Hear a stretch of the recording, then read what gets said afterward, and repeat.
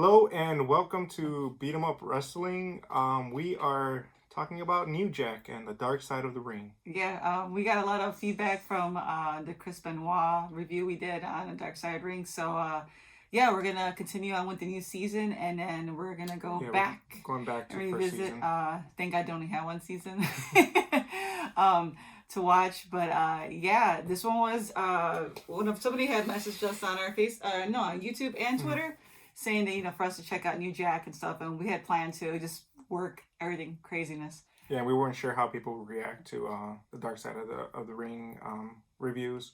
But we got a lot of feedback. So yeah, we watched it, and I'm surprised I didn't know who New Jack was. Like, I don't remember him, and I watched ECW, and I mean, one day had mentioned Devon Dudley, and I remembered him, and I'm surprised I couldn't recall who he was at all. So I feel really bad about that because I mean, from what we just witnessed when watching the episode, the guy was notoriously known throughout the indie. And so in the beginning, they start talking about how they really don't know his background, but he does talk about his own background. Briefly, he grew up in a domestic abused environment. He witnessed his mother getting stabbed. He witnessed his mother getting shot. His dad died when he was 5. Yeah. So there was a lot of violence around him, and in a way, I mean, I'm not a psychiatrist or anything like that, but it kind of became something that he wanted to imitate in the ring. He had a lot of pent up anger. He had a lot of tendency to try to do violent things. Yeah, it was like a rush. You could totally tell he got a rush from just what was going on. And wrestling became his outlet. He admits to doing a lot of cocaine, and he still apparently has the addiction. Yeah, definitely still getting high. He was drinking vodka. Yeah, during talking about how he was doing coke and he wanted to be old and continue to do coke. Wheeled out on a wheelchair, just doing coke and being high. So, but yeah, he started off with Smoky Mountain Wrestling. With, very disturbing character. Yeah, with Jim Cornette. And as we all know, Cornette had some issues with a lot of fans.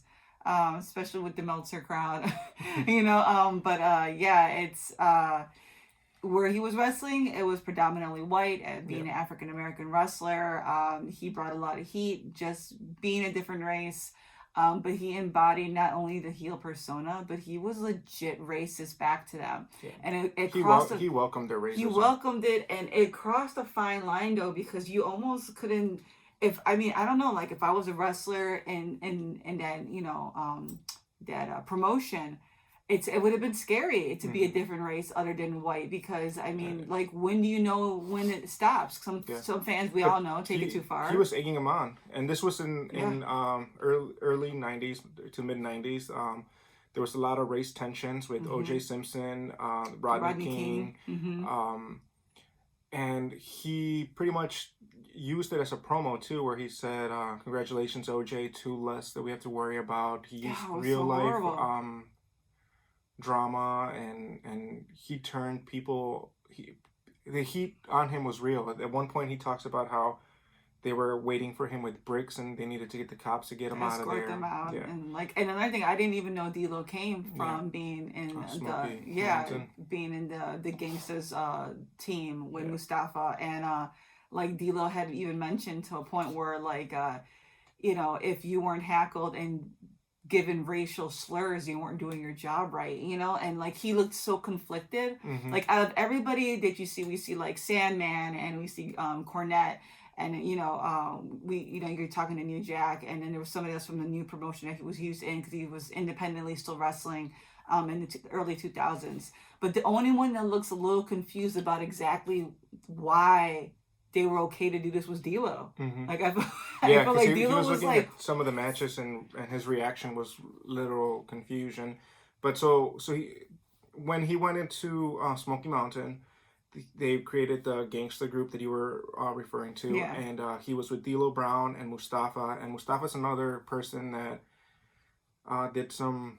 He was a bigger dude. He was like more like the brute look. He was smoking pencil shavings, and apparently that's graphite poisoning. Toxic. Yeah, like when I heard that, I was like, wait, I had to Google it real quick. I was like, wait, that's a thing. Yeah. And it just. There was so much self-harm, and like so you put an out of control violent man with an out of control man that's doing brain damage to himself, and they kept on pushing it. Cornette even wanted them to recreate the Rodney King beating on the Rock and Roll Express. Yeah. And the heat was, and that was when you're talking about they had to leave and had a police escort because they were like, one point one of the guys from Rock and Roll Express was like saying help me or whatever because it was like legit, he was legit beating him. Yeah, and it's just, I mean, like, you know, Cornette he mentioned how, like, you know, there's like ring etiquette, like whatever happens in the ring, usually you kind of like go through the motions with the other person. You talk it through. You approve of it. And, and anything happen outside the scope of that would kind of be like, you know, assault. And that's what kind of happened. But New Jack, he used the ring. If there was something about you that he didn't like, if you looked at him the wrong way, talked to him the wrong way, just came out the wrong way to him, he would use violence against you. So it was assault. Yeah. I know that so we're gonna get into that. Yeah, because Mustafa Ardila never did anything to the degree he did. So you can totally, like, it was a gimmick and it worked for them. But the only person out of the trio that actually got real heat, like police heat and, you know, warrants and you know, it's him. We're going to the ECW era. So Paul Heyman ends up offering New Jack a lot of money. He ends up leaving the Smoky Mountain Wrestling. Yeah. He goes to ECW. He's becoming a star in ECW because Tommy Dreamer and everybody else that they were showing the highlights and the vignettes. That's the type of wrestling he wanted. He wanted more violence and pushing each other to be more violent. And so then the one incident that he became infamous for was there was a new wrestler. Because it was Mass Transit. I think his real name was Chris, I think it was. But he was a kid. Yeah, so he said he was 21, even though he was really 17. So bad. And he goes up to New Jack and tells New Jack what he wants to do. And New Jack finds that insulting because, you know, he has that old school wrestling where the veteran is the one that dictates what's going to happen in the match. So usually they use a razor to cut themselves. And New Jack decided to use a medical scalpel. Anybody just haven't had. Anybody that knows what medical scalpels are, very, very sharp and could cut way deeper than a razor. Quicker too. So in the match, he beats the crap out of Mass Transit. He pretty much tells Devon to stay out of the ring. So they roll him out really early in the match. So Devon's not even really in the match. And he goes and grabs the scalpel and cuts the first time, not realizing that, you know, a scalpel does a really fine cut and it's going to be a while for it to actually show up. So then he goes in deeper, causing nerve and muscle damage to the 17-year-old kid's forehead. His father's in the ring, which I don't know why any father would take their 17-year-old kid to wrestle in ECW. ECW of all promotions. Like, I understand, like, okay, your kid's he was a big dude. Yeah. He wanted to make a name for himself. You know, he was telling, you know, New Jack, yeah, you know, I want to bleed and stuff like that, but I want to have a little more offense too. And then, you know, that's what pissed him off. He wanted, you know, he was kind of saying, like, okay, I want to bleed and it's cool, but I want to get in some shots too. But it's like, dude, it's ECW. Yeah. Like, everybody knows, like, that was blood. If you go to ECW, you saw blood, and we got that. But he was 17 years old. I mean, what basically happened to him, he got scalped. Yeah, he got scalped so deep that he ended up getting permanent damage, facial damage, and he ended up getting 50 stitches. And then they tried pressing New Jack with assault and trying to sue ECW. And then so they had a little person with them, and that father refused to give him a ride back. So then the little person cuts a deal with New Jack. I forget his name, so I apologize for that. To say that I think from what I understand is that he said that the kid called New Jack the N-word. And then Paul Heyman went up there and put on the act of his life, so not get sued. Yeah, so the kid, the jury says that New Jack is innocent, so it kind of empowers him to be even more violent. Although, like, I do agree that the kid should have never been there. The dad should have never put him in there and all that stuff. But, I mean, there should have been a limit. And Paul Heyman should have been the one to step in and be like, you can't be doing this crap. Yeah, I mean, like, you know, they get to one point where, like, Cornette's saying, like, why he never went to, you know, WWE, WWF is because nobody wanted him. It's like, yeah, nobody wants somebody that's going to be completely just inconsiderate to the damage. I mean, we all know like people come from like these backgrounds, like Tommy Dreamer, and we had like Rhino and even Moxley. They come from these hardcore backgrounds, but in no way are they just pointlessly aggressive. I mean, you got to take care of your partner that you're wrestling with, because I mean, the other thing is that he throws this other wrestler, Vic Grimes. So they're in retaliation from a previous match that like cuts what breaks his skull. So so they're supposed to climb up this scaffold, and I think it was like 20 feet. I forget how many feet. It was really tall. Really, really tall. Vic Grimes kind of gets nervous and says, "I don't want to do this anymore." New Jack tells him, like, what the hell do you mean? One of the things that they all talked about was that New Jack didn't like when you agreed to something and then you wanted to switch it. So he would get pissed off about that. So then he gets pissed off. They throw themselves off the scaffold, and New Jack falls first. Vic Grimes falls on top of his head, giving him a fractured skull. And a broken leg? I think Vic got a broken leg or something like that. So the next time, I don't even know why Vic Grimes would even agree to a second match. Like, knowing the reputation of this guy. There's some narcissism in the people that used to work at ECW. Sorry to say that, but there has to be, because like you have to you want the attention, you want the aggression. So like you already have. And a part of it is the lust for violence. They want to be a part of the violence. And so, like, they go up there, they go up to a scaffold again, and he's hitting him. What the hell did he hit him again this time? He used the taser.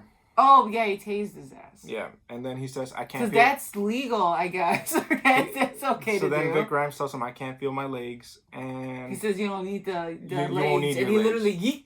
Yep. Just straight off the thing. He misses falling outside of the ring, which would have killed him. And New Jack admits that that's what he was going for. That's what he was going for. Like, and he's laughing about it. And the thing about it is just like sometimes when you hear him say these things, like, I know it's a character. He has no remorse. But there's gotta be a moment where you're just like, man, I was so high. I went too far. He's like, no, I was aiming for that. And it's like, dude, nobody feels sorry for you at all. Like, I don't even know why you agreed to this interview, because people looking in are like, dude, seriously, you're the biggest ass. Like, you seriously should have killed somebody, and luckily you haven't. Well, he's still alive, so I'm not gonna put he's not wrestling anymore, thank God. But hopefully he has control of his violent tendencies. No, he doesn't, because in 2003 no, but I'm saying after this. He goes against a 72-year-old man, Gypsy Joe, who's supposed to be a hardcore legend at this point, and his whole impermeable to pain. So he won't sell your shots, which pisses off New Jack. Because clearly he can't educate himself on who he's fighting, because even though the man's 72 and you're not 72, so he's the legend coming into this match. You think so highly of yourself that you don't care about the other person having more experience. What pisses him off is that Gypsy Joe goes up to New Jack and he's like, all right, so what do you want to do? New Jack's like, I already know what I got to do. And then Gypsy Joe's like, well, I could teach you some things. And that right there was enough for New Jack to be pissed off and pretty much assault the shit out of Even though he got mad prior to the kid coming in and asking him what he wanted to do. And technically in this match, he was the kid. Yeah. So, and he beat the hell out of this poor guy. And he grabbed the barbed wire bat and was like slamming it against his head. And there's like a mom going like this in the background. And they're like, I think she had like a 10-year-old kid. And once again, why do you have a 10-year-old kid at a hardcore match? And she's just like, and everybody's just like in shock, and so pretty much. Oh my God! New Jack doesn't really apologize for his past. No. He fully embraces this evil persona. In the last match he had, he stabbed the guy. Yeah, so we forgot about that one. Yeah, I didn't write that down because I was still in total shock that he was shanking a guy. He literally just stabs a person in the middle of a match because the guy got in his face. And that was after 2003. I want to say 2007. I could be wrong. But he was all like, so when they called in, it was like some black guy stabbing some white guy, and the cops came in on that call. And I'm like, okay, honestly, that wasn't wrong. You were a black guy, you were stabbing a white guy. 2, you were stabbing a white guy, any guy, it doesn't even matter who he is, you were stabbing somebody. But he plays this like, I understand from the time period he started his career, and the race car was a big thing. But as you're getting to the 2000, 2001, 2002, 2003, there's a lot of things that were not okay to say or do at a certain point anymore.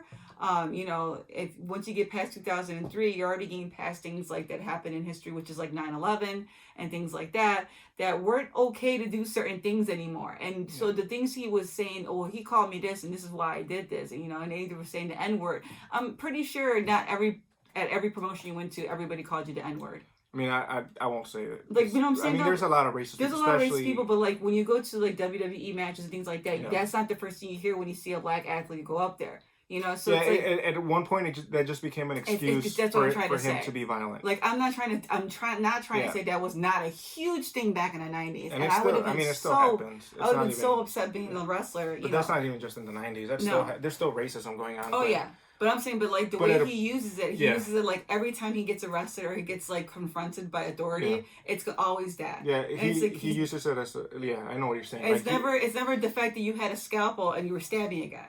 It's kind of like, you know what it's like. You've been, at this point, you were doing it for over 10 years. His whole career spans for 25 years. Yeah. So at this point with the stabbing, he was close to the 20-year mark. Yeah. So you already know people are ignorant. You already know that they're gonna be throwing slurs at you. Yeah. And if it still pisses you off to the point where you gotta stab somebody, and they're gonna profile people. You're not helping yourself, and you're not helping other wrestlers. I mean, I feel bad that he came up with this horrible upbringing. Like, he had this horrible upbringing, you know, and it just the stigma around what he had to deal with. But man, when you get to the end and like he's just laughing it off, and I'm like, you know, like the guy you stabbed, you could have hit a main artery. At a point, It was so bad. I mean, okay, the kid once again, it was another person. He came in, he was like, "Oh, do you want to do it?" And he was just like, "Oh, psh." That's what the kid did. He, psh. Yeah. You know, and there was like maybe like 20 people. Cornette was saying. Like in that arena at 20, maybe 20, 30 people top. But when D'Lo saw D'Lo Brown saw the replay of that last match, he was just like, yeah, no. At some point, he's a violent man that loves violence and gets off on violence, and he will just use any excuse to perform violence and to kind of tell him it's okay for me to act this way because you did something to me. So. You looked at me the wrong way, so it's okay for me to stab you. You talked to me the certain way, so I could throw you off tase the scalpel. you. Yeah. So it just became an excuse, so that in his mind, I can't think of the word that I'm trying to use here, but in his mind he justifies his violence with whatever he doesn't like. Yeah, I'm just like, I hope there was one guy. He was part of Lightning something wrestling indie. The Thunder.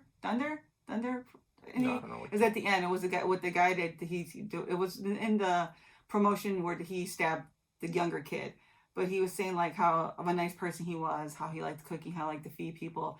And it's sad because throughout this documentary, you don't get a lot of people saying the things he does that are nice. And I hope as he gets older, you know, something changes in him and maybe he'll do something different, you know, because it's sad to say that he had this like iconic, because it really was, like in ECW and the way people are talking about it, like the way he hardcore matched, that's all you're known for, is this guy that just took it too damn far. So like, you know, I feel bad, you know, because you always kind of want the best for people.